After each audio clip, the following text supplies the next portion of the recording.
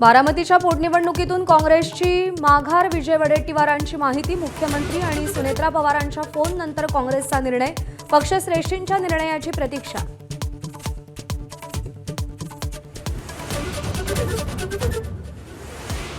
बारामतीत उमेदवारी अर्ज मागे घेण्याचा काँग्रेसला शरद पवारांचा सल्ला, दिल्लीतल्या नेत्यांशीही फोनवरून चर्चा, रोहित पवारांकडूनही हर्षवर्धन सपकाळांची भेट.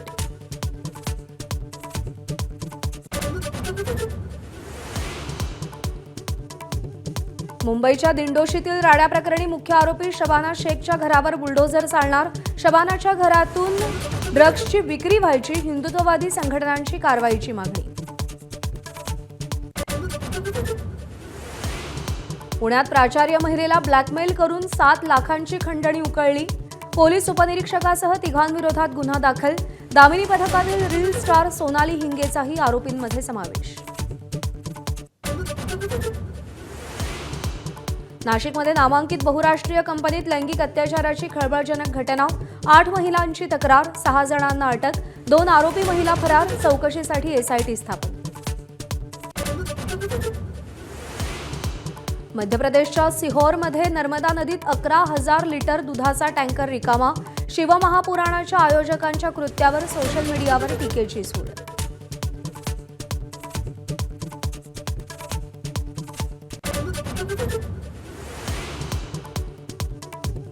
आसाम, केरळ आणि पद्दुचेरीच्या विधानसभा निवडणुकीसाठी मतदानाला सुरुवात, 3 राज्यात 296 जागांसाठी 5.5 कोटी मतदार कौल देणार.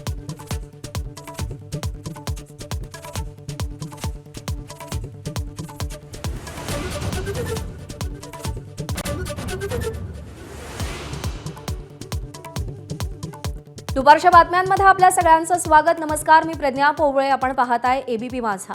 सुनेत्रा पवार यांनी फोन केल्यानंतर हर्षवर्धन सपकाळ यांचा काँग्रेसचे राष्ट्रीय अध्यक्ष मल्लिकार्जुन खरगे यांना फोन गेलेला आहे. आतापर्यंत कोणाचे फोन आले आणि काय चर्चा झाली या सगळ्या संदर्भात मल्लिकार्जुन खरगे यांना हर्षवर्धन सपकाळ यांनी माहिती दिलेली आहे. रोहित पवार यांनी देखील हर्षवर्धन सपकाळ यांची भेट घेतलेली होती आणि त्यानंतर मुख्यमंत्री देवेंद्र फडणवीस यांनी देखील हर्षवर्धन सपकाळ यांना फोन केला होता. बारामतीची पोटनिवडणूक बिनविरोध व्हावी यासाठी सर्व पातळीवरती प्रयत्न सुरू आहेत आणि त्यानंतर पुन्हा एकदा उपमुख्यमंत्री सुनेत्रा पवार यांनी हर्षवर्धन सपकाळ यांना फोन केला आणि त्यानंतर हर्षवर्धन सपकाळ यांनी मल्लिकार्जुन खरगे यांच्याशी फोनवरून बातचीत केली आहे. आतापर्यंत कोणाकोणाचे फोन आले आणि काय चर्चा झाली या सगळ्या संदर्भात मल्लिकार्जुन खरगे यांना सपकाळ यांनी माहिती दिलेली आहे. त्यामुळे काँग्रेसचा निर्णय पोटनिवडणुकी संदर्भात काय असेल दिल्लीतून याची उत्सुकता आहे. राजू सोनावणे आपले प्रतिनिधी आपल्याला अधिक अपडेट देतील. राजू, हालचालींना वेग आलेला आहे, नेमकं काय घडतंय? हर्षवर्धन सपकाळ आणि मल्लिकार्जुन खरगे यांच्यात काय बातचीत झाली आहे? प्रज्ञा, आपण पाहतोय की उमेदवारी अर्ज मागे घेण्याचे काही तास उरलेले आहेत आणि जसं राज्यामध्ये हालचाली होताना पाहायला मिळतात तसं दिल्लीच्या पातळीवरती सुद्धा हालचाली होताना पाहायला मिळतात. काँग्रेसचे प्रदेशाध्यक्ष हर्षवर्धन सपकाळ यांना काही वेळापूर्वीच सुनेत्रा पवार यांचा फोन आलेला होता. तिसऱ्यांदा हा फोन आलेला आहे आणि ही निवडणूक जी आहे ती बिनविरोध करावा अशा प्रकारची जी आहे त्यांनी विनंती केलेली आहे आणि त्यानंतर हर्षवर्धन सपकाळ यांनी तात्काळ जे आहे ते काँग्रेसचे राष्ट्रीय अध्यक्ष मल्लिकार्जुन खरगे यांना फोन करून ही संपूर्णपणे माहिती दिलेली आहे तर कुठल्या कुठल्या नेत्यांचे फोन आलेले आहेत, काय त्यांनी नेमकं म्हटलेलं आहे आणि त्यानंतर आता निर्णय येणं अपेक्षित आहे. आपण जर पाहिलं तर सकाळी रोहित पवार यांनी जाऊन भेट घेतलेली होती. त्यानंतर आपण पाहतोय की मुख्यमंत्र्यांचा सुद्धा फोन जो आहे तो हर्षवर्धन सपकाळ यांना येणार होता. काही वेळापूर्वी सुनेत्रा पवार यांचा सुद्धा फोन आलेला होता आणि आता राष्ट्रवादीचं शिष्टमंडळ जे आहे ते हर्षवर्धन सपकाळांच्या भेटीला येणार आहे. त्यामुळे आपण पाहतोय की ही राज्यातली सगळी घडामोड आहे. त्याचप्रमाणे दिल्लीत सुद्धा घडामोडी करताना पाहायला मिळतात. शरद पवारांनी काँग्रेसच्या अनेक नेत्यांशी बोलायला सुरुवात केलेली आहे की ही निवडणूक जी आहे ती बिनविरोध करावा. त्यामुळे आता राज्यातल्या नेत्यांनी चर्चा करून मल्लिकार्जुन खरगे यांच्याशी सुद्धा चर्चा केलेली आहे. त्यामुळे पुढच्या अर्धा तासामध्ये कदाचित या संदर्भातला निर्णय जो आहे तो समोर येईल. या सगळ्या हालचालीवरून एक पाहायला मिळतंय तर कुठेतरी बारामतीची पोटनिवडणूक बिनविरोध करण्यासाठी सुद्धा काँग्रेस तयार होऊ शकतं अशा प्रकारचं संपूर्णपणे वातावरण आपल्याला पाहायला मिळते. अद्यापर्यंत यावरती निर्णय होऊ निश्चित. शकलेला नाही. मात्र ही बिनविरोध निवडणूक होण्याची शक्यता जी आहे त्या पाहायला बरोबर आहे. अजून मिळते. ठोस निर्णय झालेला नाही, पण बिनविरोध करण्यासाठी सर्व पातळीवरती प्रयत्न सुरू आहेत. राजू, विनंती, सोबत रहा, आणखी काही अपडेट जाणून घ्यायचे आहेत. दरम्यान विजय वडेट्टीवारांच्या आतताईपणावरती काँग्रेसमध्ये नाराजी असल्याचं पाहायला मिळत आहे. हायकमांडच्या निर्णयापूर्वीच बारामतीतून त्यांनी माघारीची घोषणा केली आणि काँग्रेसकडून मात्र अजूनही अधिकृत घोषणा झालेली नाहीये. प्रदेशाध्यक्ष आणि मल्लिकार्जुन खरगेंमधल्या चर्चेपूर्वीच विजय वडेट्टीवार यांनी ही घोषणा केली आहे. बारामतीतल्या माघारीवरून काँग्रेस नेत्यांमध्ये समन्वयाचा अभाव असल्याचं सध्या स्पष्टपणे दिसतंय.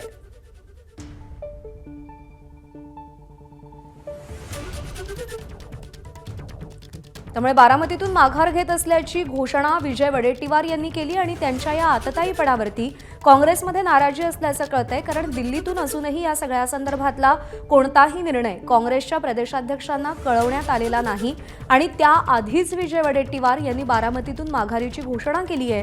त्यामुळे काँग्रेसच्या महत्त्वाच्या नेत्यांमध्ये या सगळ्या संदर्भात समन्वय नाही का, हा प्रश्न निर्माण होतोय. राजू सोनावणे आपल्याला अधिक अपडेट देतील. राजू, विजय वडेट्टीवारांची घाई आहे की समन्वयाचा अभाव आहे? नेमकं काय कारण ही घोषणा करण्यामागे? प्रज्ञा, आपण ह्या दोन्हीही गोष्टी ज्या आहेत ते म्हणावं लागेल. एकीकडे आपण पाहतोय की अद्यापर्यंत असा कुठल्याही प्रकारचा निर्णय झालेला नाही असं स्वतः हर्षवर्धन सपकाळ सांगतात. आम्ही त्यांच्या समोर आहोत. तर दुसरीकडे आपण पाहतोय का नागपूरवरून विजय वडेट्टीवार यांनी हा निर्णय झालेला आहे अशा प्रकारची घोषणा केलेली आहे. त्यामुळे एकतर समन्वयाचा अभाव तर आहेच, मात्र जी हायरार्की आहे ती सुद्धा काँग्रेसमध्ये पाहायला मिळत नाहीये. खरं तर काँग्रेसच्या प्रदेशाध्यक्षांनी हा निर्णय जाहीर करणं अपेक्षित आहे, मात्र त्यांनी हा निर्णय जाहीर न करता विजय वडेट्टीवार यांनी जे आहे तो जाहीर केलेला आहे. त्यामुळे काँग्रेसच्या नेत्यांमध्ये एक प्रकारची नाराजी जी आहे ती आपल्याला पाहायला मिळते. पक्षश्रेष्ठींनी अद्यापर्यंत कुठल्याही प्रकारचा असा निर्णय जो आहे तो जारी केलेला नाही. आपण पाहतो की काही वेळापूर्वी ज्याप्रमाणे मल्लिकार्जुन खरगे यांच्या सोबत बोललेलं आहे, त्याच्या आधी रमेश चन्नीथलाल जे महाराष्ट्राचे प्रभारी आहेत त्यांच्यासोबत सुद्धा हर्षवर्धन सपकाळ यांचं बोलणं झालेलं होतं आणि राज्यातील जे काही नेते आहेत त्यांचं सुद्धा या ठिकाणी बोलणं सुरू होतं. मात्र यावरती निर्णय होण्याच्या आधीच विजय वडेट्टीवार यांनी हा निर्णय जाहीर केला असं काँग्रेसच्या नेत्यांचं म्हणणं आहे. त्यामुळे एकीकडे समन्वयाचा अभाव तर आहेच, मात्र काँग्रेसच्या नेत्यांमध्ये नाराजी सुद्धा पाहायला मिळते का कुठल्या प्रकारचा निर्णय न होता अशा प्रकारची घोषणा करणं कितपत योग्य आहे. त्यामुळे आपण पाहतोय की या सगळ्या याच्यावरती आता काय निर्णय होते हे पाहणं होणार आहे. कुठेतरी आपल्याला पाहायला मिळतंय का हायकमांड असतील किंवा दिल्लीतील नेते सुद्धा या सगळ्या याच्यावरती संतप्त झाल्याचं जे आहे ते पाहायला मिळतंय. कारण ज्या प्रकारे सगळ्या या प्रसारमाध्यमातून बातम्या समोर आलेल्या आहेत की काँग्रेसने माघार घेतलेली आहे, बिनविरोधसाठी काँग्रेस तयार झालेली आहे. त्यामुळे एक प्रकारे जे आहे काँग्रेसच्या अंतर्गत सुद्धा हा संताप होताना पाहायला मिळतोय. राजू, धन्यवाद दिलेल्या सगळ्या सविस्तर माहितीसाठी. दरम्यान विजय वडेट्टीवार काय म्हणाले आपण पाहूया. नाही, आमची भावना म्हणण्यापेक्षा आम्हाला, विशेष करून मला तर नाही पण प्रदेशाध्यक्षांना अनेकांचे फोन आले, सत्ताधारी पक्षातील म्हणा किंवा उपमुख्यमंत्री ज्या आता निवडणूक लढत आहेत सुनीत्राजी पवार, आणि यांचाही फोन होता, त्यांना फोन होता.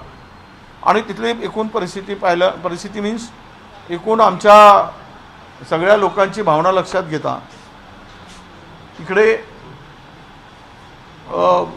निवडणुकीमधून या निवडणुकीमध्ये पुढे जाणं हे थांबवावं अशा प्रकारची भावना, भूमिका दिसली. त्यामुळे आमच्या सगळ्या लोकांचं एकमत झालं.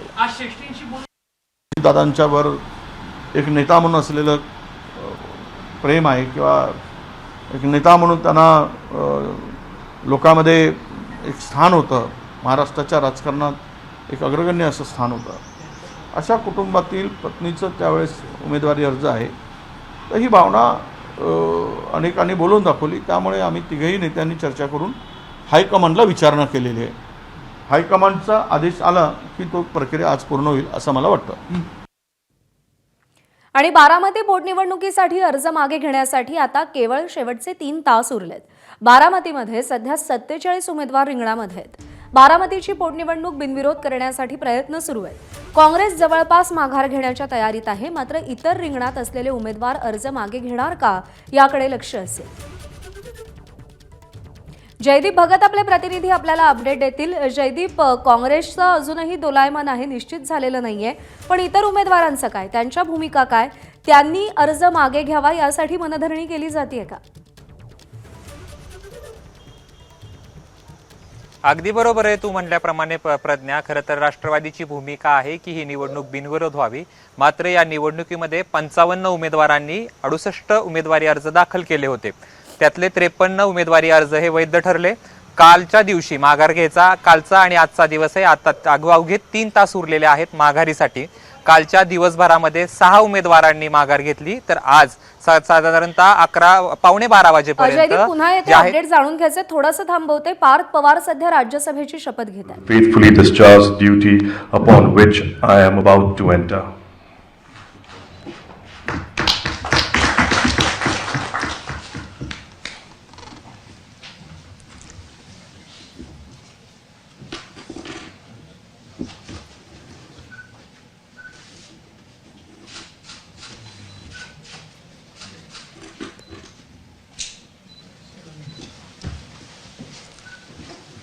Many congratulations. God bless you. And you continue your father's legacy. Thank you. Come.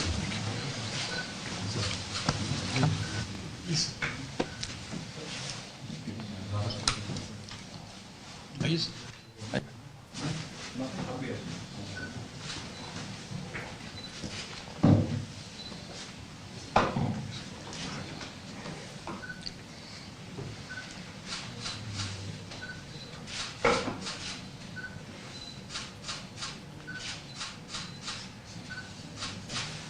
All the best. Thank you, sir. Thank you.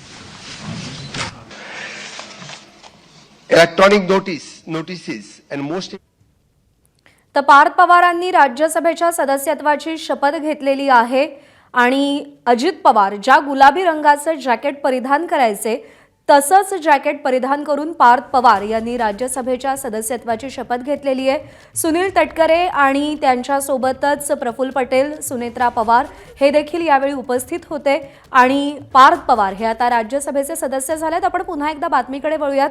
Jaydeep Bhagat आपल्यासोबत आहेत. जयदीप, एकीकडे पार्थ पवार यांचा शपथविधी पार पडतोय, तर दुसरीकडे पोटनिवडणूक बिनविरोध होण्यासाठी प्रचंड वेगात हालचाली सुरू आहेत. काँग्रेस व्यतिरिक्त इतर उमेदवारांचं नेमकं काय म्हणणं आहे, अर्ज माघारी संदर्भात काय भूमिका आहे?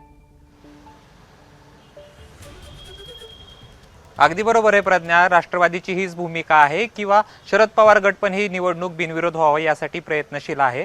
मात्र असं जरी असलं तरी एकूण 55 उमेदवारांनी 68 उमेदवारी अर्ज दाखल केले होते. त्याच्यामध्ये छाननी झाली आणि 53 उमेदवारांचे उमेदवारी अर्ज वैध ठरले. कालचा आणि आजचा दिवस आहे की उमेदवारी अर्ज मागे घेण्याचा. कालच्या संपूर्ण दिवसामध्ये 6 उमेदवारांनी, तर आज 11:15 वाजेपर्यंत 4 उमेदवारांनी उमेदवारी अर्ज मागे घेतलेले आहेत. म्हणजे एकूण 10 उमेदवारांनी आतापर्यंत उमेदवारी अर्ज मागे घेतले असले तरी एकूण साधारणतः 43 उमेदवार जे आहेत मैदानात आहेत. यातली सगळ्यात महत्वाची गोष्ट अशी आहे की साधारण 25 उमेदवार जे आहेत ते पुणे जिल्ह्याच्या बाहेरचे आहेत. त्याच्यामुळे ही निवडणूक बिनविरोध, जरी काँग्रेस माघार घेणार की नाही घेणार हे अवघ्या काही वेळामध्ये कळेल. बरोबर आहे. त्यामुळे आता या सगळ्या घडामोडींना आणखी वेग आलेला आहे आणि आणखी कोण कोण अर्ज मागे घेतं हे पाहणं महत्त्वाचं आहे. जयदीप, धन्यवाद दिलेल्या माहितीसाठी. आणि एक अत्यंत महत्त्वाची अपडेट, काँग्रेसचे अध्यक्ष मल्लिकार्जुन खरगे यांच्यासोबत शरद पवारांची चर्चा झालेली आहे. बारामतीमध्ये आपला उमेदवार मागे घेत असल्याचं खरगे यांनी शरद पवारांना आश्वासन दिलंय. 1 तासापूर्वी दोघांमधल्या चर्चेनंतर निर्णय झाल्याची विश्वसनीय सूत्रांनी माहिती दिलेली आहे. निलेश बुधावले आपले प्रतिनिधी आपल्याला अधिक अपडेट देतील. निलेश, अखेर काँग्रेस माघार घेत आहे हे जवळपास स्पष्ट झालंय. काय अपडेट्स आहेत शरद पवार आणि खरगे यांच्यातल्या बातचिती संदर्भात?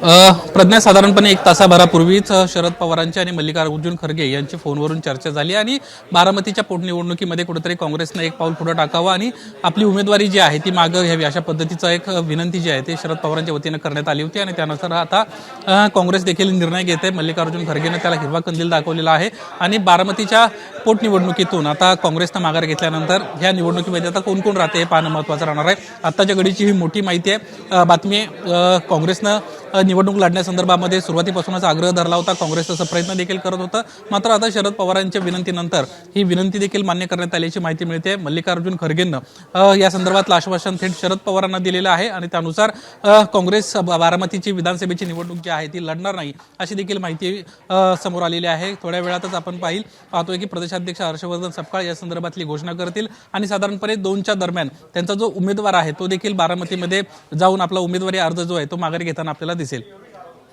निलेश, पण अगदी शेवटच्या दिवशी शेवटचे 3 तास शिल्लक असण्यापर्यंत काँग्रेसने हे सगळं का खेचलं? यातून साध्य काय झालं काँग्रेसला?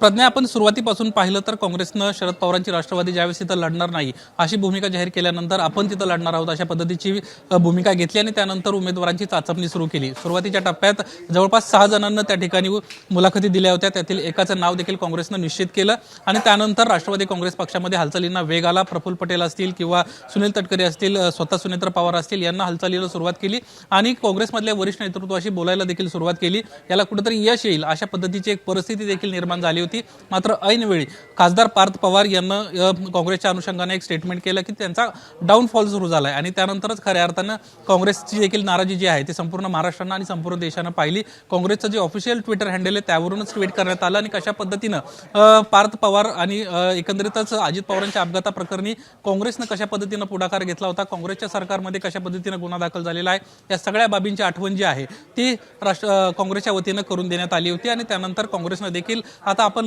निवडणूक लढणारच आहोत अशाच पद्धतीचा एक पवित्रा जो आहे तो निर्माण केल्याचं पाहायला मिळालं आणि त्यानंतर खऱ्या अर्थानं राष्ट्रवादी काँग्रेस पक्षाची गोची झाल्याचं देखील पाहायला मिळालं आणि राष्ट्रवादी काँग्रेस पक्षातील नेत्यांना हालचालींना सुरुवात केली. दिवसभरामध्ये काँग्रेसवर जोरदार टीका करणारे नेते कालांतरानं मात्र काँग्रेसची गोडवी गाताना आपण देखील पाहिली आणि आता प्रामुख्यानं आज सकाळपासूनच राष्ट्रवादी काँग्रेस पक्षातले वेगवेगळे नेते प्रयत्न करत होते तर दुसरीकडे राष्ट्रवादी काँग्रेस शरदचंद्र पवार पक्ष देखील यामध्ये उतरल्याचं आपल्याला दिसलं. आज सकाळीच रोहित पवार थेट हर्षवर्धन सपकाळ यांना भेटायला गेले होते आणि त्यांना त्या ठिकाणी विनंती देखील केली की सुनेत्र पवारांच्या निवडणुकीच्या अनुषंगानं काँग्रेसनं कुठेतरी माघार घ्यावी.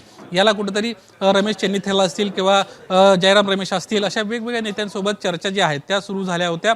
कालांतरानं शरद पवारांना याच्यामध्ये कुठेतरी एक पाऊल पुढे टाकलं आणि मल्लिकार्जुन खरगे यांच्याशी चर्चा केली आणि त्या चर्चेनंतर आता उमेदवारी माघारी घेत आहोत अशा पद्धतीचं काँग्रेसच्या वतीनं आश्वासन देण्यात आलेलं आहे आणि आता काही वेळामध्येच काँग्रेसचा जो उमेदवार आहे बारामतीचा तो देखील आपली उमेदवारी माघारी घेणार आहे. प्रज्ञा, ठीक आहे निलेश, या सगळ्या संदर्भातले अपडेट जाणून घेत राहू. तुर्तास धन्यवाद दिलेल्या माहितीसाठी. ब्रेकनंतर आपलं स्वागत. बारामतीचे काँग्रेस उमेदवार आकाश मोरे यांची पत्रकार परिषद सुरू आहे. तो निर्णय मला मान्य राहील. सपकाळ साहेबांचा अजून मला काही संपर्क आला नाही, झाला नाही आणि त्या पद्धतीचा असं काही मला काही इन्स्ट्रक्शन्स नाहीत. माझा कोणाशी संपर्क नाही. सपकाळ साहेबांचा मला सकाळी एकदा फोन आला होता तर अशा पद्धतीने आपल्याला लढायचं म्हणून त्यांनी सांगितलं होतं. आता ते काय नवीन डेव्हलपमेंट होईल आणि काय होईल ते सपकाळ साहेब सांगतील. आणि काय तुम्हाला सल्ला देण्यात आला? नाही, VC कोणाबरोबर ते आता काय इथं सांगता येणार नाही. पण ज्या पद्धतीने सपकाळ साहेबांनी सांगितलं मला की आपण स्टिकअप आहोत, जे काही निर्णय सपकाळ साहेबांच्या माध्यमातून येईल तो आम्हाला ॲज अ काँग्रेसचा कार्यकर्ता, कारण की ते आमचे प्रमुख आहेत, म्हणजे बाकी कोणीही दिलं तरी त्याबद्दल हे नाही, आम्हाला काही डिस्प्यूट करायचं नाही. पण आता माझे बॉस जे आहेत, जे प्रमुख आहेत आमच्या पक्षाचे, ते सपकाळ साहेब आहेत. सपकाळ साहेब जो निर्णय घेतील त्या पद्धतीने मी ते काँग्रेसमधले 2 मतप्रवाह आता समोर येत आहेत. एकीकडे वडेट्टीवार म्हणतात की या निवडणुकीतून माघारी घेतली जाईल तर दुसरीकडे हर्षवर्धन सपकाळ असं म्हणतायत की आम्ही अजूनही निवडणूक लढण्यावर ठाम आहे. मी आता सपकाळ साहेबांच्या माध्यमातून उमेदवारी भरली. ते आमचे अध्यक्ष आहेत, म्हणजे इव्हन वडेट्टीवार साहेबांचे पण प्रमुख, पक्षाचे प्रमुख सपकाळ साहेब आहेत. मग जे काय असेल ते सबका साहेब निर्णय घेतील त्या पद्धतीने वडेट्टीवार साहेबांना पण मान्य करावं लागेल आणि मला मान्य करावं लागेल. हर्षवर्धन सपकाळ यांच्या व्यतिरिक्त तुमचं कुणाशी पक्षाच्या वरिष्ठ नेत्यांशी बोलणं झालं का, आणि जर बोलणं झालं असेल तर भूमिका? अद्याप माझं कोणाशीही बोलणं झालेलं नाही. अच्छा, बातम्याच्या हर्षवर्धन घेण्यासंदर्भातल्या त्यात किती तथ्य? आतापर्यंत मला वरनं काही इन्स्ट्रक्शन नाही. मी सारखं सांगत आलेलो आहे तुमचं की आणि हर्षवर्धन सपकाळांचं बोलणं कधी झालं, म्हणजे रोहित पवारांचं बोलणं झाल्यानंतर की आधी? रोहित पवारांचं बोलणं झाल्यानंतर ते माझ्याशी बोलले की रोहित पवारांनी बऱ्याच गोष्टी त्यांना सांगितलंय, तर आणि त्याबद्दल आपण विचारपूर्वक निर्णय घेऊ. मी म्हटलं तुमच्याकडे उमेदवारी भरताना आपण सगळ्यांनी विचारपूर्वक घेतलेली आहे, आणि जे काय करायचं असेल तर निर्णय तुमचा आहे, तर तुम्ही जाहीर करावा, म्हणजे काय असेल ते. आणि आतापर्यंत मला असं कळतं की ते म्हणतात लढायचं आपल्याला. एकीकडं सातत्यानं चर्चा होती आहे की काँग्रेस पाठीमागे घेणार, बातम्या देखील तशा पद्धतीने त्यात शरद पवार वरिष्ठ नेतृत्वाशी बोलतायत, रोहित पवार काही वेळापूर्वी बोलले, प्रत्येक जण विनंती करते की निवडणूक बिनविरोध व्हावी. आकाश मोरेंना काय वाटतं, ही निवडणूक लढली पाहिजे का मागे घेतली पाहिजे? वैयक्तिक म्हणून सांगा. माझं पक्ष काय म्हणतो वेगळी गोष्ट, पण आकाश मोरेंना काय वाटतं? जो रिस्पॉन्स आता लोकांच्याकडनं येतोय तो फार सकारात्मक आहे. सकारात्मक असताना सुद्धा एक मला सगळ्या लोकांच्या भावना जपायच्या आहेत. हे सगळं मी वरती कळवलेलं आहे की अशा सगळ्या गोष्टी आहेत.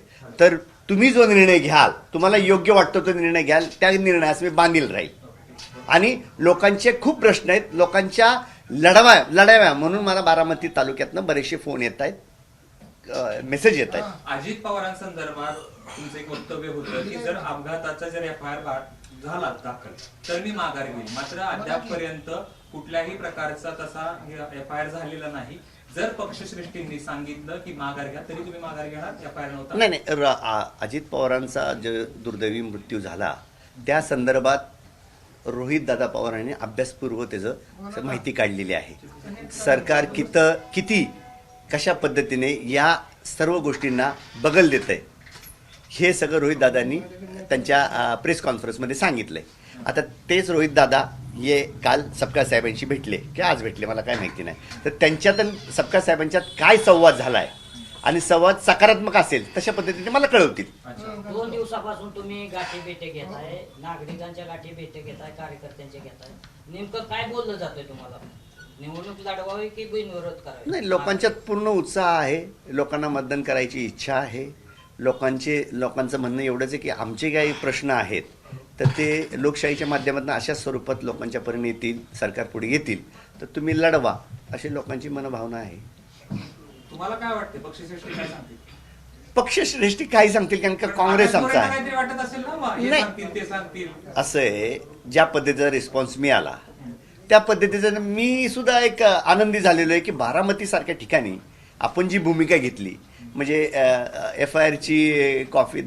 FIR दाखल करा किंवा बरेचसे प्रश्न जे उपस्थित केले, पोल्युशनच्या बद्दल, नदीकाठचं जे गावं बाधित आहेत, गायरानाचे आपले मुक्त जनावरांचा प्रश्न आहे, पाण्याचा प्रश्न आहे, हे सगळे प्रश्न मी बाकीच्या सगळ्या पंचक्रोशीतनं घेतल्यामुळं लोकांच्यात फार उत्साह आहे. लोकांना वाटतं की आपले प्रश्न सुटतील या माध्यमातून, तर त्यामुळे लोक मला पाठिंबा देत आहेत आतापर्यंत. आता कशा पद्धतीने पुढची वाटतात तुम्ही? वाट बघताय अजून वरिष्ठांच्या फोनची? हे बघा, मला दुसरा पर्यायच नाही, म्हणजे त्यांचा फोन आला तर मला काहीतरी कारवाई करावं लागेल किंवा नाही बसून मी इथंच आहे. फोन आला की लगेच निघणार तुम्ही? अजिबात माघार घ्यायला जर समजा सांगितलं माघार घ्यायला, आकाश मोरे जाऊन पाठीमागे ते सगळे हायपोथेटिकल क्वेश्चन्स प्रश्न आहेत, म्हणजे काल्पनिक म्हणतात, तर त्या ह्याला मी कसं उत्तर देऊ? सकाळी तुमचा सपकाळ साहेबांशी फोन झाला, हा, त्याच्यामध्ये तुम्हाला त्यांनी 1, 2, 3 तर सल्ले दिले असतील. रोहित पवार आले होते, सुनेत्रा पवार यांचा फोन आला होता, आणि त्यानंतर आपल्याला काहीतरी वेगळ्या निर्णयावर जायचं आहे आणि दुपारी मी तुम्हाला अमुक वाजता निर्णय कळवतो, असं काय बोलणं झालंय? या संदर्भात सपकाळ साहेबांनी मला काही सांगितलं नाही. रोहितदादा पवारांची त्यांची दीर्घकाळ चर्चा झाली असं सांगितलं. कुठल्या पुढाऱ्यांचे फोन आले ते काय सांगितलं नाही, पण रोहितदादांचे झाले, ते मीडियावर पण आलेलं आहे. आणि ते म्हटले की बाबा काही निर्णय मी तुझ्याबरोबर मोठ्या भावाप्रमाणे आहे. या निवडणुकीत जे आपले काँग्रेस आहे एकटी पडताना दिसते, कारण की महाविकास आघाडीतले सगळे जे हे पक्ष त्यांनी त्यांना पाठिंबा दिलेला आहे. त्यांनी पाठिंबा दिला असं अजून नाही जाहीर केलं. लढवणार नाही इलेक्शन एवढं ते बोलले. तुम्हाला त्यांचं सहकार्य मिळणार का तुम्ही जर लढत असाल तर? मागणार, आम्ही सहकार्य मागणार.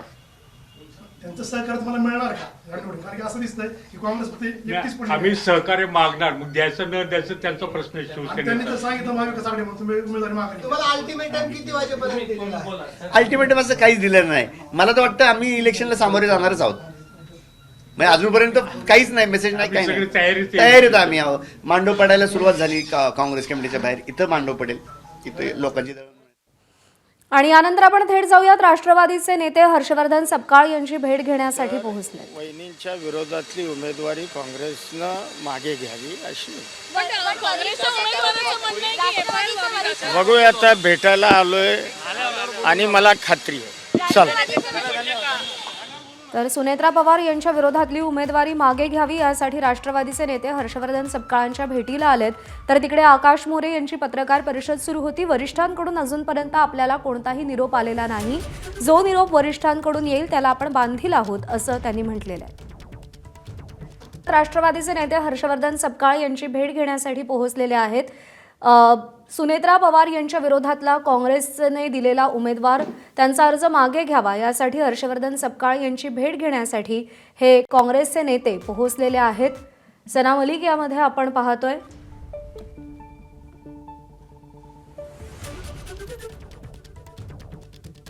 राष्ट्रवादीचे आमदार हर्षवर्धन सपकाळ यांची भेट घेण्यासाठी पोहोचलेले आहेत आणि त्यांची बैठक आता सुरू होतीये. बारामतीतून उमेदवारी मागे घ्यावी काँग्रेसनं यासाठी मनधरणी केली जाते. विविध पातळ्यांवरती काँग्रेसची मनधरणी करण्याचे प्रयत्न सुरू आहेत. शरद पवार आणि मल्लिकार्जुन खरगे यांच्यामध्ये बातचीत झाली आणि त्यामध्ये मल्लिकार्जुन खरगे यांनी उमेदवार मागे घेणार असल्याचं आश्वासन दिल्याचं सूत्रांनी सांगितलेलं आहे. दरम्यान राष्ट्रवादीचे आमदार हर्षवर्धन सपकाळांच्या भेटीला पोहोचलेले आहेत. मकरंद पाटील, सना मलिक हर्षवर्धन सपकाळ यांची भेट घेत आहेत. बारामतीतून अर्ज मागे घेण्याची विनंती करण्यासाठी ही भेट होतीये. दरम्यान अजूनही अधिकृत घोषणा काँग्रेसनं उमेदवारी अर्ज मागे घेण्याची केलेली नाही. त्यामुळे या सगळ्या घडामोडींकडे लक्ष आहे. शेवटचे 2.5 तास आता फक्त शिल्लक आहेत आणि त्या पार्श्वभूमीवर भेटीगाठींना, घडामोडींना अधिक वेग आलेला आहे.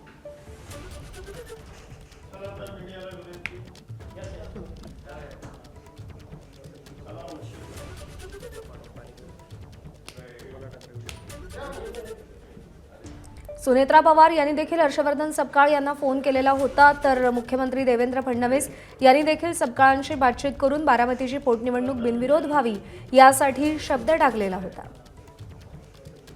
राजू सोनावणे आपले प्रतिनिधी आपल्याला अधिक अपडेट देतील. राजू, राष्ट्रवादीचे आणखी आमदार आता हर्षवर्धन सपकाळ यांची भेट घेण्यासाठी पोहोचलेले आहेत. कोण कोण उपस्थित आहे, काय घडतंय? पाहतोय आपण राष्ट्रवादीचं शिष्टमंडळ आता काँग्रेसचे प्रदेशाध्यक्ष हर्षवर्धन आलेले आहेत. त्यामध्ये आपण पाहतोय की मकरंद आबा पाटील मंत्री हे आहेत, संजय खोडके आहेत, सना मलिक आहेत, मनोज डायंदे आहेत, राजेश विटेकर असे आपण 5 जणांचं शिष्टमंडळ जे आहे ते हर्षवर्धन सपकाळ यांच्या भेटीसाठी आलेलं आपल्याला पाहायला मिळतंय. आणि बारामतीची पोटनिवडणूक ही बिनविरोध करावा अशा प्रकारची विनंती जी आहे ती सपकाळ यांना करणार आहे. त्यामुळे आता ह्या शिष्टमंडळानंतर पुढच्या 15 ते 20 मिनिटांमध्ये यावरती अधिकृत जी आहे ती काँग्रेस आपली भूमिका जाहीर करणार आहे. याच्या आधी आपण पाहतोय की मुख्यमंत्र्यांचा फोन येऊन गेलेला आहे, सुनेत्रा पवार यांचा फोन येऊन गेलेला आहे, रोहित पवार सकाळी भेटलेले आहेत. त्याचप्रमाणे आपण पाहतोय की या ठिकाणी काँग्रेसचे प्रदेशाध्यक्ष यांनी मल्लिकार्जुन खरगे यांच्याशी सुद्धा चर्चा केलेली आहे. त्यामुळे आता नेमकं शिष्टमंडळाची नेमकी काय भूमिका आहे त्यांच्याशी चर्चा झाल्यानंतर पुन्हा एकदा हर्षवर्धन सपकाळ हे मल्लिकार्जुन खरगे यांच्याशी बोलतील आणि त्यानंतर दिल्लीतून हा निर्णय जो आहे तो जाहीर होतील आणि राज्यामध्ये आता हा निर्णय जाहीर केला जाईल. त्यामुळे आता शिष्टमंडळाची भूमिका अतिशय महत्वाची राहणार आहे. मात्र एकूण सगळी परिस्थिती पाहता काँग्रेस सुद्धा जी आहे ती मावळती भूमिका घेण्याची शक्यता आहे. एक पाऊल मागे येण्याच्या तयारीमध्ये काँग्रेस असल्याचं पाहायला मिळतंय. त्यामुळे पुढच्या 15 ते 20 मिनिटांमध्ये काँग्रेस या संदर्भात जे आहे ते निर्णय जाहीर करणार आहे. कारण आपण पाहतोय की बारामतीच्या पोटनिवडणुकीचा उमेदवारी अर्ज मागे घेण्यासाठी पुढचे काही तास उरलेले आहेत. त्यामुळे साहजिकच आहे की पुढच्या काही वेळात निर्णय घेणं अपेक्षित आहे आणि तशा प्रकारच्या हालचाली होताना पाहायला मिळतात. खरं तर याच्या आधी या हालचाली ज्या आहेत ते होताना आपल्याला पाहायला मिळत नव्हत्या. मात्र आज शेवटचा दिवस आहे आणि त्यानुसार या सगळ्या हालचाली ज्या आहेत त्या होताना पाहायला मिळत आहेत. त्यामुळे पुढच्या 15 ते 20 मिनिटांमध्ये अधिकृतपणे जी आहे ती घोषणा केली जाणार आहे. खरं तर आपण पाहतोय की मुख्यमंत्र्यांनी सुद्धा फोन करून तशा प्रकारची विनंती काँग्रेसच्या नेत्यांना केलेली आहे. त्यामुळे आता मुख्यमंत्र्यांच्या विनंतीनंतर आणि राष्ट्रवादीच्या शिष्टमंडळानंतर काँग्रेस आपली भूमिका जी आहे ती जाहीर करणार आहे. त्यामुळे या भूमिकेकडे सगळ्यांचं लक्ष लागलेलं आहे. एकूण जर पाहिलं तर कदाचित या सगळ्या भूमिकेनंतर काँग्रेस आपला उमेदवारी अर्ज मागे घेण्याची दाट शक्यता जी आहे ती वर्तवली जाते आणि तशा प्रकारचा निर्णय सुद्धा काही वेळापूर्वी जी आहे ती चर्चा झाल्याची समोर येते. मात्र अधिकृतपणे अजून कुठल्या प्रकारचा निर्णय जो आहे तो होऊ शकलेला नाही, काही झालेला नाही. त्यामुळे पुढच्या 15 ते 20 मिनिटांमध्ये यावरती अधिकृतपणे काँग्रेसचे प्रदेशाध्यक्ष हर्षवर्धन सपकाळ आपली भूमिका मांडणार आहेत. राजू, या सगळ्यामध्ये प्रश्न हा आहे की एवढी मनधरणी का करावी लागते? म्हणजे सुनेत्रा पवारांचे फोन, शरद पवारांचा मल्लिकार्जुन खरगेंना फोन, रोहित पवारांची भेट, मुख्यमंत्र्यांचा फोन आणि आता शिष्टमंडळाची ही भेट, एवढी मनधरणी का करावी लागते? अद्याप आपण पाहतोय की काँग्रेसच्या काही नेत्यांचं खाजगीत म्हणणं असं होतं की ही निवडणूक लढणं त्यामध्ये यश अपयशाचा प्रश्न नाही. मात्र ज्या प्रकारे भाजपची भूमिका केंद्रामध्ये आहे आणि राज्यामध्ये आहे की विरोधकांना विचारायचं नाही किंवा त्यांना त्यांच्याशी संवाद साधायचा नाही आणि त्यामुळे आम्ही कुठेतरी ही भूमिका घेतली, अशा प्रकारचं खासगीमध्ये काही नेते सांगत होते. ज्या प्रकारे दिल्लीमध्ये विरोधकांशी डायलॉग बंद केलेला आहे तसंच डायलॉग राज्यातही भाजपच्या नेत्यांनी बंद केलेला आहे. उमेदवारी अर्ज भरण्याच्या आधी जर कदाचित ही भूमिका घेतली असती तर आम्ही उमेदवारी अर्ज भरू शकलो नसतो, अशा प्रकारचं सुद्धा काही नेते खासगी सांगतात आणि त्यामुळे आम्ही हा अर्ज भरला होता. मात्र शेवटच्या दिवशी जे आहे ते भाजप असेल, राष्ट्रवादी असेल किंवा शरद पवारांच्या राष्ट्रवादी असेल यांच्याकडे सगळ्याकडनं जे आहे ती विनंती केली जाते. त्यामुळे आता या मनधरणीवरती काँग्रेस जे आहे ते एक पाऊल मागे येण्याची शक्यता आहे. मात्र या सगळ्या याच्यामध्ये जर आपण पाहिलं तर याच्या आधी सुद्धा प्रयत्न जो आहे तो केला गेलेला होता. मात्र काही नेत्यांचं म्हणणं असं होतं की आधी सुद्धा राज्यसभेची निवडणूक झाली त्यामध्ये आम्ही शरद पवारांना जे आहे ती दिलं, आता परिषदेची निवडणूक असणार आहे ते सुद्धा उद्धव ठाकरेंचा दावा असणार आहे. मग अशा वेळी जे आहे ते काँग्रेसने करायचं काय? त्यामुळे कुठेतरी ही एक नाराजीची भावना जी आहे ती काँग्रेसच्या नेत्यांच्या मनामध्ये असलेली सुद्धा खासगीमध्ये बोललं जात होतं. त्यामुळे त्यांनी हा उमेदवारी अर्ज भरल्याचं सांगितलं. त्यामुळे आता आपल्याला पाहावं लागेल की या सगळ्या चर्चेनंतर या सगळ्या पार्श्वभूमीवरती आता नेमकं काय भूमिका घेतायत हे पाहणं अतिशय महत्वाचं राहणार आहे. त्यामुळे पुढच्या काही वेळामध्ये यावरती अधिकृत जे आहे ते याच्यावरती घोषणा होईल. मात्र राष्ट्रवादी असेल किंवा भाजप असेल यांच्याकडनं मनधरणीचा जो आहे तो प्रयत्न होताना पाहायला मिळतो आपल्याला. राजू, विनंती आहे सोबत राहा. दरम्यान हर्षवर्धन सपकाळ यांची भेट घेण्यापूर्वी मकरंद पाटील यांनी काय प्रतिक्रिया दिली आहे पाहूया. काँग्रेस प्रदेशाध्यक्ष हर्षवर्धन सपकाळ साहेबांना आमच्या पक्षाच्या वतीनं विनंती करण्याकरता आलेलो आहे की त्यांनी त्यांच्या पक्षाचा जो उमेदवारी अर्ज भरलेला आहे तो अर्ज त्यांनी माघारी घ्यावा अशी विनंती नाही. हा प्रयत्न आधीपासून चालू आहे. वहिनी सुद्धा त्यांच्या वरिष्ठांशी प्रदेशाध्यक्षांशी स्वतः बोललेले आहे आणि पक्षातली वरिष्ठ मंडळी सुद्धा सातत्यानं संपर्कात आहेत. नाही असं काही नाही आहे. सगळेजण वरिष्ठ मंडळी प्रयत्न करतायत आणि आम्ही सुद्धा आता आमचं शिष्टमंडळ आज विनंती करण्याकरता. दरम्यान बारामती पोटनिवडणुकीतून अखेर काँग्रेसनं माघार घेतल्याची माहिती काँग्रेसचे नेते विजय वडेट्टीवारांनी दिली. आमचा निर्णय आम्ही हायकमांडला कळवणार असल्याचं वडेट्टीवारांनी सांगितलं. बारामतीत काँग्रेसनं अर्ज मागे घेण्यासाठी अनेक पक्षांच्या नेत्यांनी प्रयत्न केले. मुख्यमंत्र्यांनी हर्षवर्धन सपकाळांना फोन केल्याची माहिती मिळाली होती. तर दुसरीकडे शरद पवारांनी दिल्लीतील काँग्रेसच्या पक्षश्रेष्ठींशी बातचीत केली होती. या सगळ्या घडामोडींनंतर काँग्रेसचा माघार घेण्याचा निर्णय जवळपास झाल्याचं वडेट्टीवारांकडून सांगण्यात आलं. नाही, आमची भावना म्हणण्यापेक्षा आम्हाला विशेष करून मला तर नाही पण प्रदेशाध्यक्षांना अनेकांचे फोन आले सत्ताधारी पक्षातील म्हणा किंवा उपमुख्यमंत्री ज्या आता निवडणूक लढत आहेत सुनेत्राजी पवार आणि यांचाही फोन होता, त्यांना फोन होता आणि तिथली एकूण परिस्थिती मीन्स एकूण आमच्या सगळ्या लोकांची भावना लक्षात घेता इकडे निवडणुकीमधून या निवडणुकीमध्ये पुढे जाणं हे थांबवावं अशा प्रकारची भावना भूमिका दिसली. त्यामुळे आमच्या सगळ्या लोकांचं एकमत झालं. दादांच्यावर एक नेता म्हणून असलेलं प्रेम आहे किंवा एक नेता म्हणून त्यांना लोकांमध्ये एक स्थान होतं महाराष्ट्राच्या राजकारणात एक अग्रगण्य असं स्थान होतं. अशा कुटुंबातील पत्नीचं त्यावेळेस उमेदवारी अर्ज आहे. तर ही भावना अनेकांनी बोलून दाखवली. त्यामुळे आम्ही तिघही नेत्यांनी चर्चा करून हायकमांडला विचारणा केलेली आहे. हायकमांडचा आदेश आला की तो प्रक्रिया आज पूर्ण होईल असं मला वाटतं. दरम्यान मुख्यमंत्र्यांनी काँग्रेस प्रदेशाध्यक्षांना फोन केलाय आणि बारामतीतल्या काँग्रेस उमेदवाराचा अर्ज मागे घेण्याची विनंती केली आहे. दरम्यान सुनेत्रा पवार यांनी देखील हर्षवर्धन सपकाळांना तिसऱ्यांदा फोन करून बिनविरोध निवडणुकीची विनंती केली आहे. तर शरद पवारांनी काँग्रेस पक्षश्रेष्ठींशी चर्चा केली आहे. प्रदेश पातळीवर माघारीचा निर्णय असेल असं वडेट्टीवार म्हणालेले आहेत. पक्षश्रेष्ठींचा निर्णय अंतिम असेल असं देखील वडेट्टीवार म्हणाले. तर कशा पद्धतीनं काँग्रेसची मनधरणी सुरू आहे आपण पाहतोय. मुख्यमंत्री देवेंद्र फडणवीस यांनी फोन केलेला होता काँग्रेसच्या प्रदेशाध्यक्षांना आणि अर्ज मागे घेण्याची विनंती केली होती. तर सुनेत्रा पवार यांनी तिसऱ्यांदा फोन करून हर्षवर्धन सपकाळ यांच्याकडे बिनविरोध निवडणुकीची विनंती केली होती. तर शरद पवारांनी काँग्रेस पक्षश्रेष्ठींशी चर्चा केलेली आहे. तर प्रदेश पातळीवरती निर्णय होईल, पक्षश्रेष्ठींचा निर्णय अंतिम असेल असं वडेट्टीवार म्हणालेले आहेत.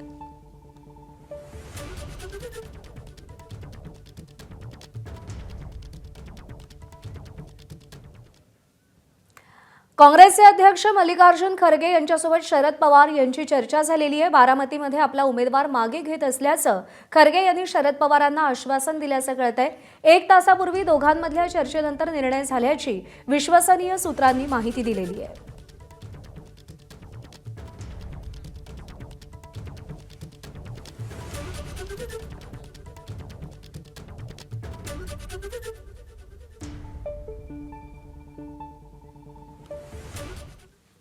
आणि यानंतर बुलेटिनमध्ये काही महत्त्वाच्या बातम्यांचे वेगवान अपडेट्स. नाशिकमधल्या नामांकित कंपनीत धर्मांतराचा धक्कादायक प्रकार. धर्मांतरातील पीडित तरुणाचे फोटो उघड झाले. कंपनीत महिला अत्याचार, विनयभंगासह धर्मांतराचाही प्रकार झाल्याची माहिती. तरुणाला विशिष्ट पोशाख घालून धार्मिक चालीरीतींसाठी दबाव टाकल्याची तक्रार. पुण्यात तरुणीला सेक्स रॅकेटमध्ये अडकवतो अशी धमकी देणाऱ्या 3 पोलीस कर्मचाऱ्यांचं निलंबन. पुण्यातील वाघोली पोलीस ठाण्यातील 3 पोलीस कर्मचारी निलंबित. पोलीस आयुक्त अमितेश कुमार यांच्यासमोर तक्रार केल्यानंतर प्रकरणाची शहानिशा. अल्पवयीन मुलीवरील अत्याचार प्रकरणी रिसॉर्ट मालकाला पॉक्सो कायद्याअंतर्गत अटक. अड्याळ पोलीस ठाण्यामध्ये दाखल झाला होता गुन्हा. प्रेमाच्या जाळ्यात ओढून रिसॉर्टवर नेत अल्पवयीन मुलीवरती अत्याचार केला होता. मुलीच्या तक्रारीनंतर आरोपी तरुणालाही तात्काळ अटक.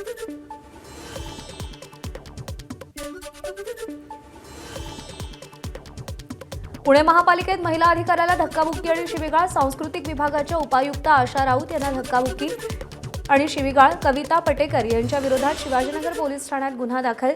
फाईल महिनाभरापासून अडवून ठेवल्याचा पटेकरांचा आशा राऊतांवरती आरोप.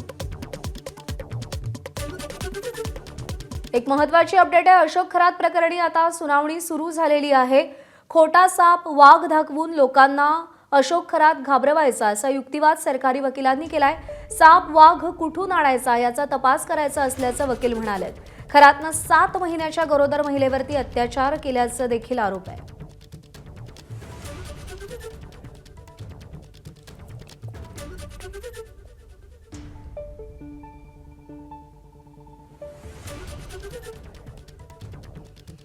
आणि एक महत्त्वाची अपडेट आहे. अशोक खरात याला पुन्हा एकदा 5 दिवसांची पोलीस कोठडी सुनावण्यात आलेली आहे. खरातचा पेनड्राईव्ह, लॅपटॉप जप्त केल्याचा युक्तिवाद सरकारी वकिलांनी केला. ऑफिस बॉयच्या पत्नीचा लैंगिक छळ अशोक खरात करत होता असं सरकारी वकिलांनी कोर्टात सांगितलेलं आहे. आरोपी खरात तपासात सहकार्य करत नाही अशी बाजू सरकारी वकिलांनी मांडली आहे. आणि त्यानंतर आता अशोक खरातला 5 दिवसांची पोलीस कोठडी सुनावण्यात आलेली आहे. मुकुल कुलकर्णी आपले प्रतिनिधी आपल्याला या सगळ्या संदर्भात अधिक अपडेट देतील. मुकुल, आज कोर्टात काय घडलं, कसा युक्तिवाद झाला आणि कोर्टानं काय सांगितलं? पुन्हा अशोक खरातला न्यायालयात हजर करण्यात आलेलं होतं आणि या सगळ्या संदर्भामध्ये जे अशोक खरातचं प्रकरण ज्यासाठी बाहेर काढलं त्या पीडित महिलेसंदर्भातल्या गुन्ह्याचा सुनावणी या ठिकाणी सुरू होती. खरं तर त्या जी महिला होती ती महिला 7 महिन्यांची गरोदर होती आणि त्या महिलेला मूल होण्यासाठी काही पूजाविधी करावा लागेल अशा पद्धतीची बतावणी या अशोक खरातने त्या महिलेला केलेली होती आणि त्यातून तिचं त्या ठिकाणी शोषण खरं तर लैंगिक शोषण करण्याचा प्रयत्न केला होता. लैंगिक शोषण करून त्या महिलेला काही भीती देखील दाखवलेली होती. त्या ठिकाणी काही जे गावठी चिंचोके आहेत त्याच्यापासून काही खडे त्याला त्या ठिकाणी दिलेले होते. सापाची भीती घातलेली होती, वाघाच्या कातडीची त्या ठिकाणी भीती घातलेली होती आणि एकूणच पूजा विधीच्या नावाने या महिलांच्या लैंगिक अत्याचार करणाऱ्या या बोंधू अशोक खरात संदर्भात जे गुन्हे त्या ठिकाणी दाखल आहे त्या गुन्ह्यांसंदर्भात अधिक अधिक तपास करत असताना SITला जे महत्त्वाचे पुरावे खरं तर समोर आलेले आहे त्या पुराव्या संदर्भामध्ये काही पेनड्राईव्ह असेल, काही तांत्रिक पुरावे त्या ठिकाणी हाती लागलेले आहेत SITच्या, त्याच्या अनुषंगाने पुढील तपास करायचा आहे. त्यासाठी 7 दिवसांची पोलीस कोठडीची मागणी SIT कडनं करण्यात आलेली होती आणि यानंतर आज 5 दिवसांची पोलीस कोठडी खरं तर अशोक खरातला सुनावलेली आहे. या गुन्ह्यामध्ये जर पाहिलं तर सरकारी वकिलांकडनं सोबत या आरोपीच्या वकिलांकडनं जोरदार युक्तिवाद करण्यात आलेला होता. आजचा युक्तिवाद खरं तर अनेक महत्वाच्या बाबींवर त्या ठिकाणी आपल्याला पाहायला मिळाला. या अशोक खरातने ज्या महिलांचं लैंगिक शोषण केलेलं होतं त्या महिलांचं लैंगिक शोषण करताना काही अघोरी विद्येचा देखील त्या ठिकाणी खरं तर उपयोग केला गेला आहे का या संदर्भातला तपास खरं तर SITला करायचा आहे आणि यासाठी त्याची पोलीस कोठडीची मागणी ही करण्यात आलेली होती. या प्रकरणामध्ये पेनड्राईव्ह असेल किंवा इतर काही तांत्रिक पुरावे असेल हे त्या ठिकाणी रिकव्हर करत असताना या पुराव्यासोबत या अशोक खरातची समक्ष चौकशी करण्यासाठी याला खरं तर पोलीस कोठडी मिळावी अशी SITने मागणी केलेली होती आणि त्यानंतर समक्ष चौकशी करता 5 दिवसांची जी पोलीस कोठडी आहे ती खरं तर न्यायालयानं आज सुनावलेली आहे. त्यामुळे या 5 दिवसांमध्ये जे महत्वाचे महिला लैंगिक अत्याचारासंदर्भातले जे ओकस कार्यालयामध्ये मिळालेले जे पुरावे आहेत, ज्यामध्ये काही द्रव्य असेल, काही पेढ्यांचे प्रकार होते, त्या पेढे त्या ठिकाणी एका द्रव्यामध्ये त्या ठिकाणी मिसळून हा अशोक खरात या महिलांना देत होता आणि या सगळ्या संदर्भामध्ये नकली साप, चिंचोके, खडे असे वेगवेगळे जे काही पुरावे खरं तर SITच्या हाती लागलेले आहेत याचा तपास खरं तर त्या ठिकाणी करण्यासाठी त्याला पुन्हा त्या ठिकाणी 5 दिवसांची पोलीस कोठडी दिलेली आहे. यामध्ये जर पाहिलं तर तो या महिलांना स्वतः एका दैवी शक्ती असल्याचं त्या ठिकाणी भासवायचा, वेगवेगळे मंत्र पुटपुटायचा. बरोबर आहे आणि आज सगळ्या अनुषंगानं आता आणखी तपास केला जाणार आहे. 5 दिवसांची पोलीस कोठडी त्याला देण्यात आलेली आहे. शुभम, धन्यवाद दिलेल्या या सगळ्या सविस्तर माहितीसाठी. मुंबईच्या गोरेगावमधल्या संतोषनगरमध्ये शोभायात्रेवर हल्ला करणाऱ्या 11 आरोपींना दिंडोशी पोलिसांनी अटक केली आहे. अटक केलेल्या आरोपींमध्ये मुख्य आरोपी घरात ड्रग्ज विकत होती. ड्रग्ज विकणाऱ्या आरोपीला काल पोलिसांनी अटक केलेली आहे. शबाना उर्फ सब्बू शेख असं या आरोपीचं नाव आहे. या आरोपीनं ड्रग्ज विकून संतोषनगर परिसरात मोठं अनधिकृत साम्राज्य उभं केलं होतं. त्यामुळे बजरंग दलाच्या कार्यकर्त्यांनी या आरोपीच्या घरावरती तोडक कारवाईची मागणी केलेली होती. पोलीस प्रशासनानं बजरंग दलाची विनंती मान्य करत मुख्य आरोपी शबानाच्या घरावरती पोलीस बंदोबस्तात तोडक कारवाई केलेली आहे. ती दृश्य सध्या आपण लाईव्ह पाहतोय. शबानाच्या घरावरती तोडक कारवाई केली जाते. बुलडोझर आणला गेलेला आहे आणि ही तोडक कारवाई सध्या सुरू करण्यात आलेली आहे.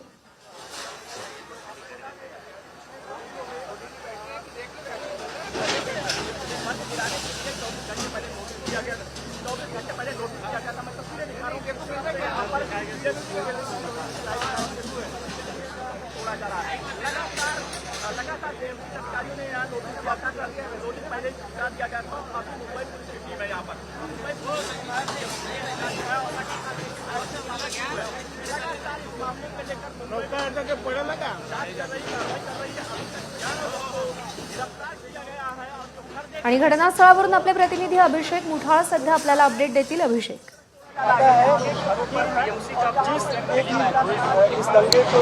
गोरेगाव मधील संतोषनगर परिसरामध्ये जे दंगेखोर आहेत आणि जो मुख्य आरोपी आहे त्याच्या घरावर पालिकेकडनं ही तोडक कारवाई आपल्याला होताना दिसत आहे. एकूणच मुंबई महापालिकेची ही कारवाई म्हणावं लागणार आहे. एकूण सकाळी जर पाहायचं तर मोठ्या प्रमाणात पोलिसांचा फौजफाटा तैनात करण्यात आलेला होता. JCB देखील मागवण्यात आलेला होता आणि जशी परवानगी मिळाली महापालिकेला तशा रीतीनं ही कारवाई त्वरित आपल्याला होताना दिसत आहे. एकूणच दंगेखोरांनी कुठेतरी अनधिकृत बांधकाम केलेलं होतं, घर बांधलेलं होतं अशा प्रकारचा आरोप देखील बजरंग दल असेल, हिंदुत्ववादी संघटना असेल यांच्याकडनं करण्यात आलेला होता आणि त्यानंतर पुढील 24 तासामध्ये ही अनधिकृत बांधकाम हटवण्याचे आदेश देखील सहाय्यक आयुक्तांकडनं या राहत्या घरामधल्या लोकांना देण्यात आलेले होते. एकूण जर पाहायचं तर मुख्य आरोपी आहेत जे रविवारी आपल्याला जी हाणामारी होताना दिसलेली होती. एकूणच 2 गट हे सुमारे पवारांसमोर येताना दिसलेले होते आणि त्यानंतर हिंदुत्ववादी संघटना देखील या संदर्भात आक्रमक झालेल्या होत्या.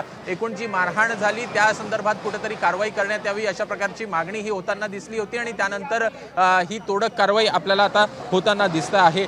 कुठेतरी ड्रग्ज रॅकेट देखील या घरातनं चालवलं जात होतं अशा प्रकारचा आरोप देखील बजरंग दल असेल किंवा मग इतर हिंदुत्ववादी संघटना असेल त्यांच्याकडनं करण्यात आलेला होता आणि त्या संदर्भातला देखील तपास हा पोलीस आपल्याला करताना दिसत आहेत. एकूणच मोठ्या प्रमाणात पोलिसांचा फौजफाटा या संपूर्ण परिसरामध्ये सध्याला तैनात करण्यात आला आहे आणि ही तोडक कारवाई सध्याला सुरू असल्याचं आपल्याला दिसतंय. अभिषेक, इकडे वेगवेगळ्या घोषणा सुद्धा ऐकू येत आहेत. काय कारण आहे त्यामागे? काय सध्या घडतंय तिकडे?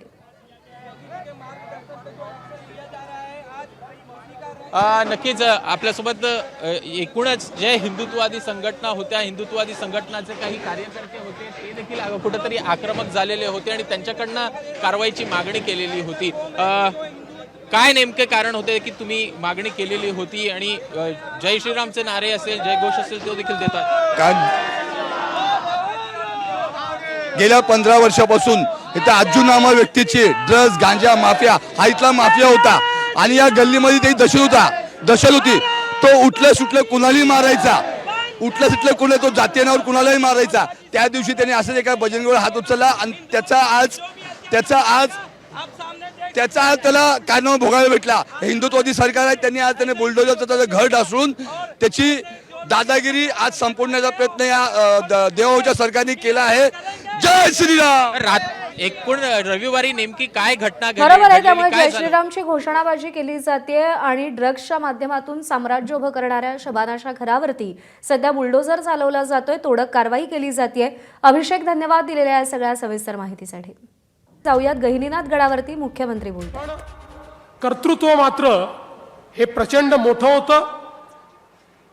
कित्येक लोकांचं जीवन सुधारण्याचं काम त्यांनी केलं आणि समाजातला अंधविश्वास दूर करत समाज सश्रद्ध झाला पाहिजे, श्रद्धावान समाज झाला पाहिजे, याकरता त्यांनी केलेलं कार्य. समाज सात्विक असला पाहिजे याकरता त्यांनी केलेलं कार्य आणि विशेषतः जे मार्ग भटकलेले लोक आहेत त्यांना मार्गावर आणण्याचं जे काम श्री संत वामनभाऊ महाराजांनी केलं, मला असं वाटतं की ते अत्यंत महत्त्वाचं आहे. आणि नाथ संप्रदाय जो आपल्याला कल्पना आहे की आपल्या वारकरी विचाराचा, वारकरी संप्रदायाचा एक प्रकारे उगम आपण मानतो आणि विशेषतः गहिनीनाथ महाराज हे एक अशा पद्धतीचं देवतुल्य व्यक्तिमत्व या नवनाथांमध्ये होऊन गेलं की ज्यांनी या संप्रदायाचा एक मोठा विस्तार केला आणि त्यांचाच विचार आणि तीच गादी श्री संत वामनभाऊ महाराजांनी सातत्याने आपल्याला आशीर्वाद देत पुढे नेली आणि आज तोच वसा आणि तोच वारसा आपले हबप विठ्ठल महाराज या ठिकाणी चालवत आहेत. म्हणून मी ज्यावेळी गहिनीनाथ गडावर गेलो आणि असं मनापासून वाटलं की या गडावर आलं पाहिजे, इथल्या सप्ताहाला गेलं पाहिजे, कारण ज्या प्रकारचा भक्तिभाव पाहायला मिळतो इथे कुठलेही आडंबर नाही आहे. इथे कोणीही आम्ही जरी मुख्यमंत्री किंवा मंत्री म्हणून आलो असलो तरी देखील आम्ही कोणी पदामुळे या ठिकाणी आलेलो नाही, तर गडाचे भक्त म्हणून, गडाचे या ठिकाणी अनुयायी म्हणून या ठिकाणी आलो आहोत. आणि विठ्ठल महाराजही जे प्रेम मुख्यमंत्र्याला देतात तेच गडातल्या साध्या अनुयायाला देखील देतात. त्यामुळे हा गड महत्त्वाचा आहे.